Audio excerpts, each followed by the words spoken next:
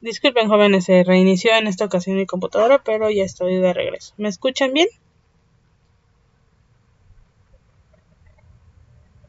Sí, se escucha. Ok.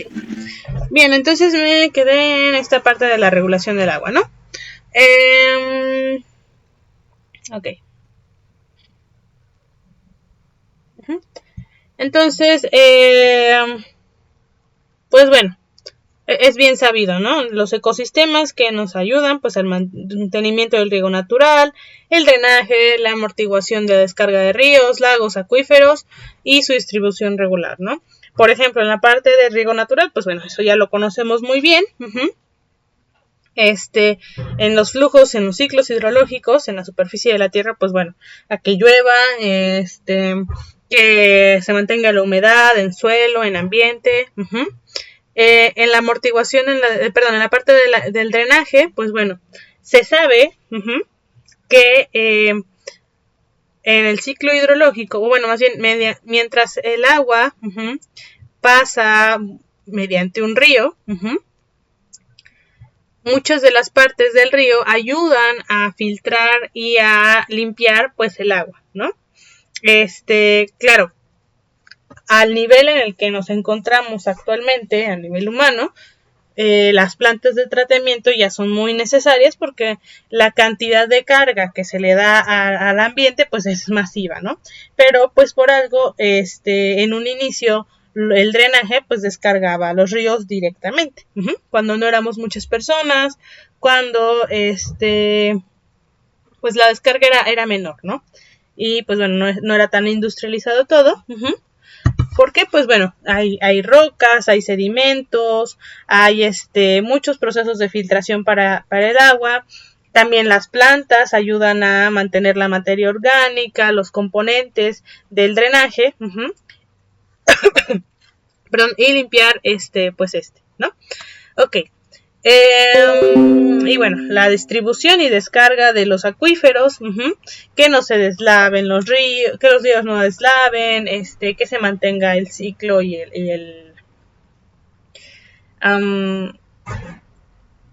la vía de los acuíferos, de los ríos, de los lagos, y que esté pues de un modo un poco más regular, ¿no?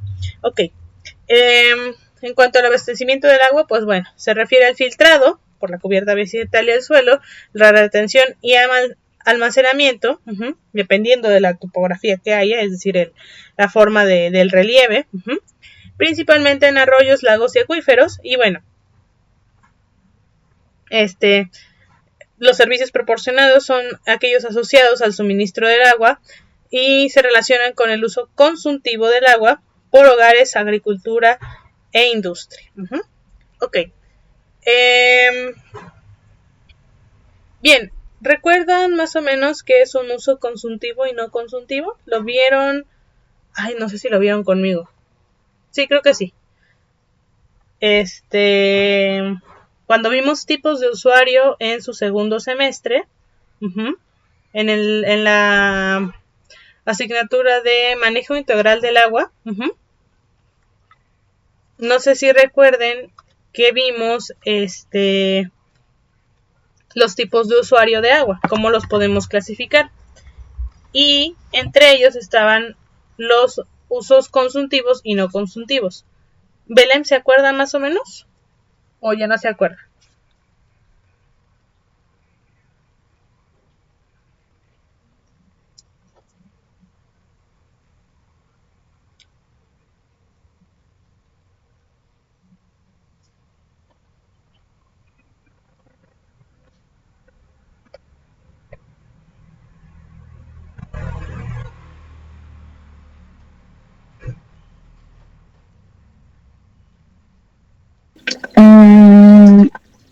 Bueno, creo que es porque cuando el agua se usa, pues ya no se puede volver al medio, pues, digamos, ¿no? Cuando usamos agua para hacer nuestras necesidades, pues esa agua ya no puede volver a un manantial, digamos, ¿no? Esa agua pues ya se desecha, o en este caso pues se recicla, ¿no? Pero ya no vuelve lugar de origen, digamos. Muy bien, sí, prácticamente para allá, por ahí es. Recordemos que aquí entre los usos del agua, pues bueno, en los tipos de usuario lo podemos dividir según su consumo, si es doméstico o no doméstico, pero eso no viene el caso, o según el destino inmediato del agua. Y aquí podemos clasificarlos en consuntivos y no consuntivos. Los consuntivos son aquellos que no van a regresar casi de inmediato y casi intactos a la fuente de agua de las que fueron tomados. Como lo son el uso agrícola, el abastecimiento público, la industria autoabastecedora y la generación de energía eléctrica. Mientras que los usos no consuntivos, aquí sí el agua básicamente regresa casi de inmediato a la fuente de agua de la que fue tomada y sigue el curso que ya tenía. De aquí el agua se va a tomar, se va a utilizar, se va a transformar y, como decía usted, va a ir a parar a otro lugar, ¿no? Sí, en algún momento puede que regresen al río o al cauce, pero después de muchos procesos más. Puede que del río, o bueno, de donde fue tomada, ya más bien pase a la parte de la evapotranspiración y pase por la parte de la lluvia, etcétera, y entonces ya regrese a ese río. O puede que llegue al mar o a donde sea que llegue, ¿no? Pero ya pasó por varios procesos antes de llegar nuevamente a donde fue tomado. En cambio, en el no consuntivo, que mayormente es la generación de energía hidroeléctrica, pues bueno, como vemos aquí, el agua, pues este es el cauce del río, y aquí se está generando almacenando la electricidad, se está utilizando la caída para almacenar la energía por la fuerza que lleva, y continúa con su cauce. Entonces básicamente regresa de inmediato. Entonces ahí pues no hay mucho problema. Lo mismo pasa con el uso recreativo o turístico y la acuacultura. Básicamente el agua va a regresar casi de inmediato al cauce. Esta imagen, como les mencionaba en esa clase, no está bien porque aquí es después de haber tomado el agua y mandarla al abastecimiento público. Un uso recreativo no consultivo sería esquiar en un lago, pescar, acampar junto a él, nadar en un lago o en un río, pues, en una laguna, etcétera, ¿no? Recordemos que estos son usos de agua dulce. Y bueno, como se comentaba entonces, los usos no consultivos van a ser todos estos otros, ¿no? Y entonces, aquí nos dice, asociados al suministro de agua que se relacionan con el uso consultivo del agua. Es decir, que es el agua que se va a extraer de los cuerpos de agua y que no va a regresar de inmediato al cuerpo de agua. ¿Por qué? Porque, bueno, aquí tenemos, ¿no? Que es para regar, para abastecer al público en general, a las casas, a los negocios, etcétera, a las industrias, procesos industriales y procesos de generación de energía. Bien. Ahora, otro de los servicios de regulación es la de retención de suelo. Un momentito.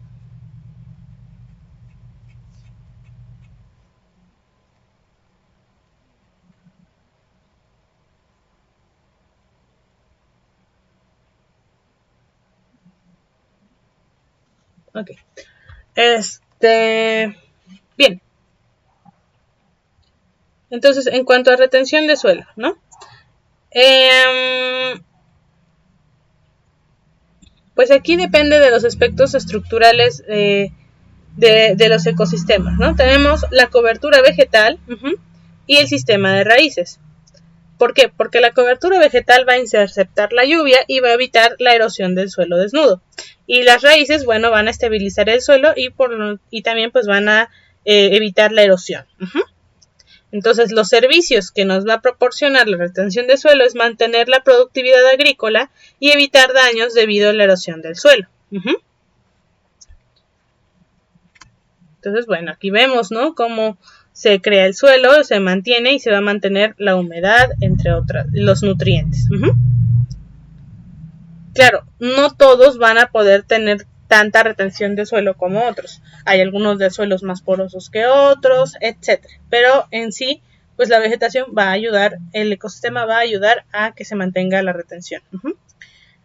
La formación de suelo también, pues bueno, se forma a través de la desintegración de la roca, como vimos en la parte de la sucesión, y se vuelve fértil a partir de la acumulación de materia orgánica animal, vegetal y liberación de minerales.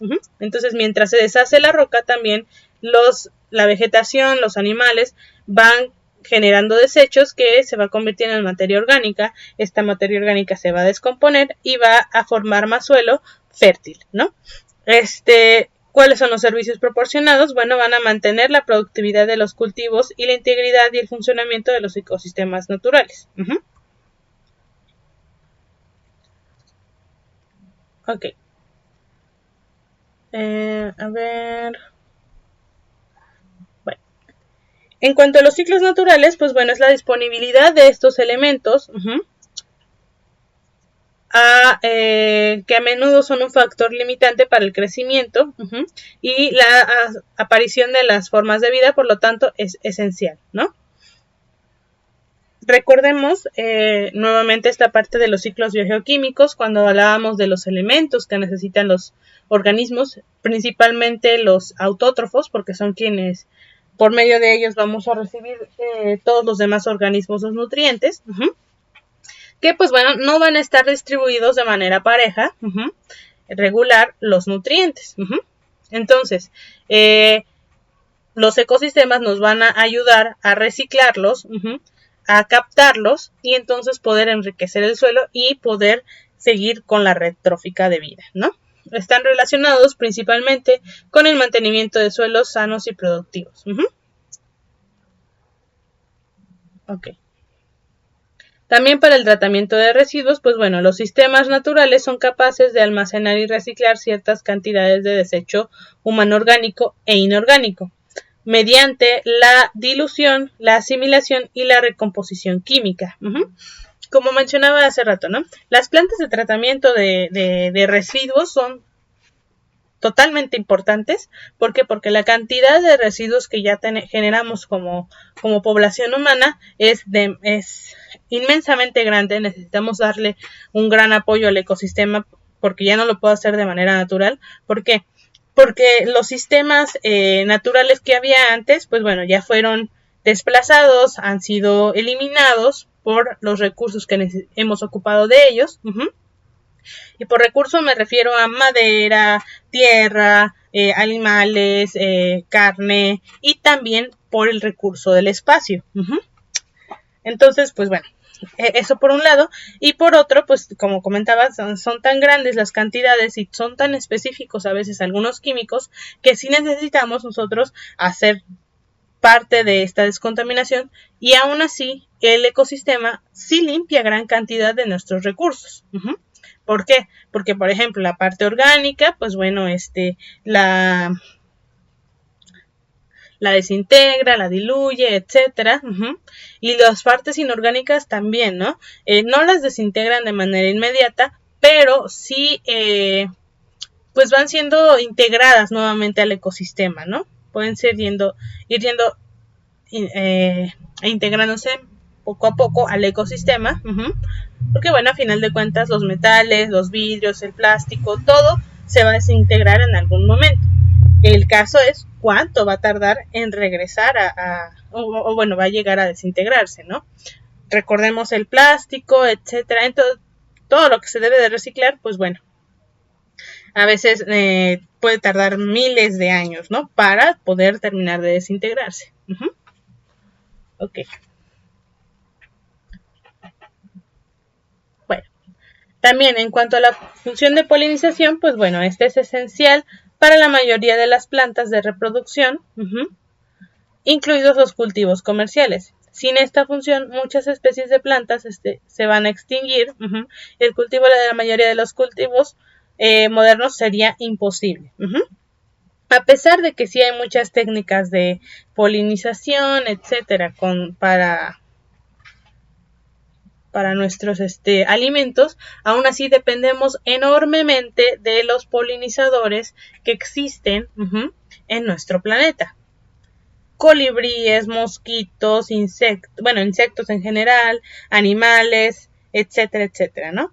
Los colibríes, las abejas, los mosquitos, las mariposas, ellos por medio de chupar néctar, pero incluso en el momento en el que pasan los animales y esparcen las esporas de los hongos y esparcen el polen, pues bueno, son una forma de polinización, pero los murciélagos también, la mayoría, de los animales pequeños voladores son aquellos que, pues bueno, se alimentan de ciertas partes generalmente del néctar de las plantas y, pues bueno, ayudan a llevar hasta otro lado esta polinización, ¿no?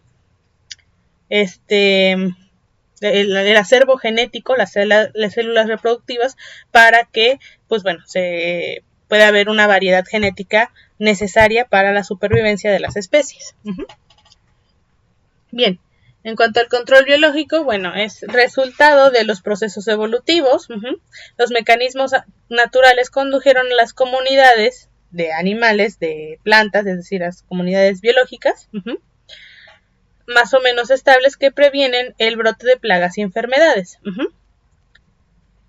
Es decir, las plagas y enfermedades, bueno, ahorita pues no hemos visto eso, ¿no?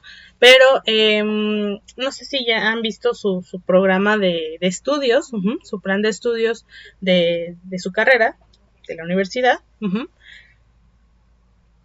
A partir de su próximo semestre van a tener optativas, y entre ellas, una de sus optativas es la de manejo integral de plagas y enfermedades. Uno de los conceptos principales que debemos de entender ahí es que las plagas, las enfermedades sí existen para todos, ¿no? Pero las plagas básicamente solo afectan a los seres humanos. Uno diría, no, pues yo veo cómo afecta la plaga del escarabajo descortezador, pues también al bosque, ¿no? Pero bueno, a lo que se refiere es que sí afecta obviamente a las plantas, a los animales, etcétera, pero los mismos ecosistemas se regulan en algún momento. ¿Por qué? Porque, bueno, cuando un insecto, por ejemplo, una estrategia R, se reproduce demasiado, recordemos que llega a un límite, a una cumbre, donde ya no hay más alimento y ¿qué pasa? Entonces, pues baja la población, ¿no? Y así se van a ir regularizando solos. Ahora, nosotros como seres humanos, y más como hemos acabado con el ambiente, como lo hemos hecho hasta ahora, pues bueno, no podemos esperar a que se recupere otra vez el bosque, etcétera, para volver o el cultivo, para volver a obtener esos recursos, ¿no? Entonces, por eso se le llama plaga para nosotros los seres humanos. Bueno, vamos a ahondar más en eso si en algún momento tenemos esa optativa. Tienen 3 semestres para elegirla si es que deciden tenerla en algún momento. Pero bueno, ok. Como sea, pues bueno, hay especies que regulan las reproducciones de otras especies, como pues mediante la competencia y mediante que se alimentan de ellas, ¿no? De estas especies. Entonces, el control biológico es controlar la cantidad de población de los seres vivos para que se mantengan en los límites de la capacidad de carga de un ecosistema.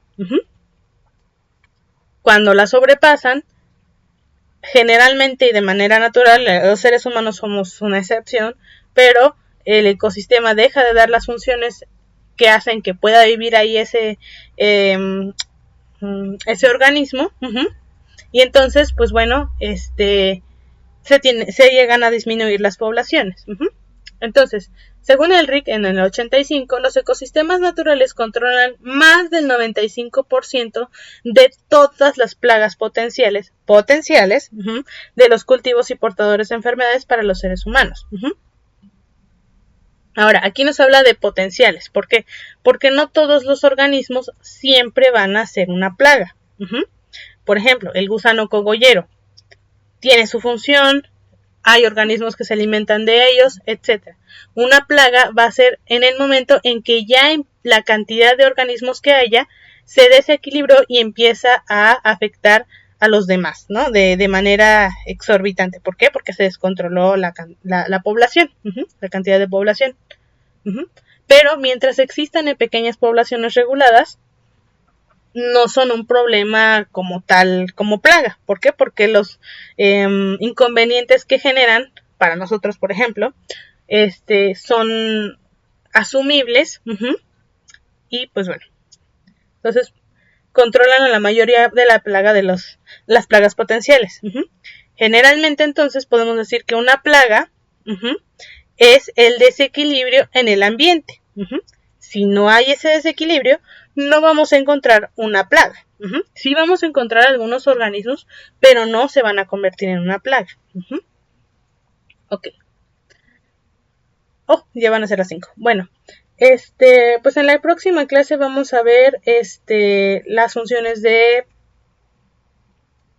hábitat, de producción y de información, que ya son menos.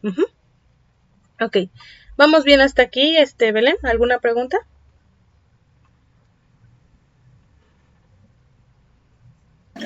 No. Ok, bueno. En un momento estaré subiendo los videos de la clase. Y por favor estén atentos a la plataforma de Classroom, porque ya estoy subiendo algunas tareas. No sé si con ustedes ya subí alguna. Las estoy subiendo más pues estos días. Pero para que este fin de semana ya van a tener tareas para que las vayan haciendo, ¿sale? Sí, ok, bueno, pues que tengan un excelente fin de semana, cuídense mucho y nos vemos la próxima clase. Gracias. Hasta luego. Gracias.